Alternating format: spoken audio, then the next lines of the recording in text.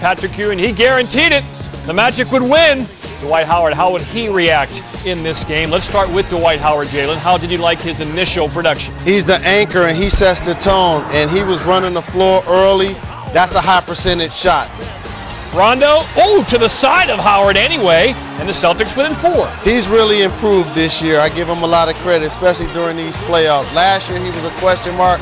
This year he's emerged as one of the top guards in the league. End of the third. In the end, though, wasn't his best game. Only 4 of 10. Got to the line only 2 times. 10 points, 10 assists. Fourth quarter, this is when everyone thought the Magic would fold. But Jalen, they just wouldn't miss any threes. And Mikael Pietrus was huge. Air France, 17 points, 6 for 7 from the field. Turkoglu was gigantic. He had 25 points and 12 assists, Jalen, to go along with 5 rebounds. And that's from a 6'10 player that has the versatility to get other guys involved, shoot it from 2, but hit the big shot, especially from 3. Yeah, he was their MVP in this game. I mean, off the pick and roll, hitting shots.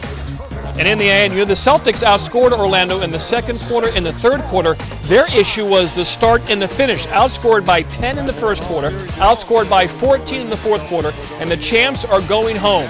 In the end, the injury to Garnett and Leon Powe, very little interior athleticism, but man, they led Jalen in Game 6 by 10 in the third quarter. And from there, it was all Celtics. But first, we'll hear from Dwight Howard, who's going on to take on LeBron in the Eastern Conference Final. So in the end, what was the difference in this game? Why didn't the Celtics win Game 7? Why did the Magic win? First off, kudos to the Boston Celtics. Anytime you're shorthanded as they were and you have so many Game 7s, they had 2 last year and went on to win the championship. Obviously, a Game 7 versus the Bulls. Today, I just think they ran out of gas going against a Magic team that was knocking down a 3 early. They made their first 4 threes of the game. Dwight Howard was the anchor down low, finishing everything around the basket, seemingly contesting every shot and grabbing every rebound, and created an uphill battle for the Celtics that pretty much seemed like it surprised them. Yeah, the younger, deeper team had the gear, and the Celtics didn't. And without Garnett and without Leon Powe, the Celtics obviously were shorthanded up front.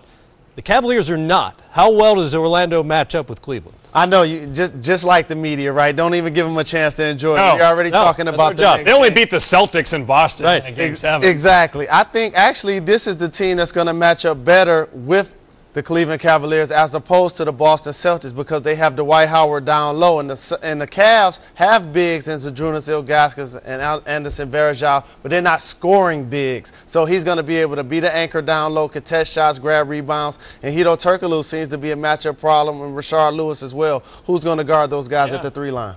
The controversy that erupted after Game 5 about Dwight Howard's touches, he only got 10 shots in that game. What do we make of the way Orlando uses him? Are we satisfied now with the amount of times he touches the ball, the way he touches the ball, and can they win with that formula? This is the team that's doing this for the first time as a unit. So I give kudos also to Stan Van Gundy for keeping the guys in tow, concentrating on winning Game 6 because you don't get to a Game 7 unless you handle business in Game 6. So I give him credit for that. But as far as the Magic players, they rally behind their big fella. And when you ask for the basketball, you have to put up or shut up. Dwight Howard was able to step up to the task. 3-point shooting was there today. They got bench play from Mikael Pietrus, and it seems like everybody that played contributed and contributed well.